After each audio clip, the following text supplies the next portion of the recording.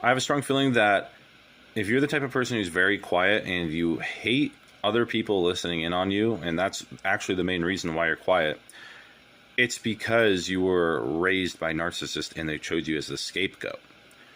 Now, I think this because, so let's say you have siblings, you're the scapegoat.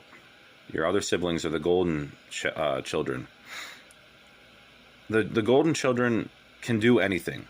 They can be noisy, they can play music, they can show their parents everything, and their parents are not going to laugh or make fun of them. So these kids do not have hypervigilance as much. They still do to a degree, but not on as much of a personal level. Like they might have hypervigilance because they're, you know, they know their parents are going to yell if some little thing happens, so they're at least walking on eggshells. But the scapegoat, the narcissistic parent, I believe, will purposely make fun of the scapegoat. If the scapegoat is listening to music, they're gonna be like, "Hey, what's that you're listening to in there?" Or like, "I heard you playing guitar earlier." Like they say it in a weird way like that. But they won't really do this to the golden child. And if they do it to the golden child, it won't be as much, because the golden child is the perfect child, and they don't want to mess up that relationship with them. So what do? They pick one kid to do it to, and that's a scapegoat, and that's you.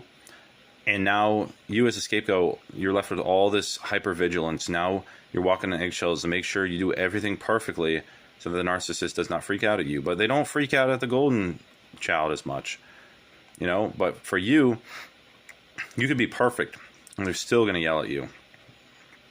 And yeah, so this is why I believe that most people who are actually quiet, they have this like connection with their parent where like they were raised by a narcissist that kept them quiet, because they know that if they were loud, that the narcissist is going to judge them. So the child is training themselves to basically be quiet all day, because we don't want a narcissist to hear us. We don't want a narcissist to hear our conversations. We don't want them to hear our phone calls.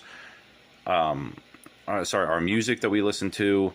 We don't want them to know or hear anything, because we know the reaction that narcissists give to people like us.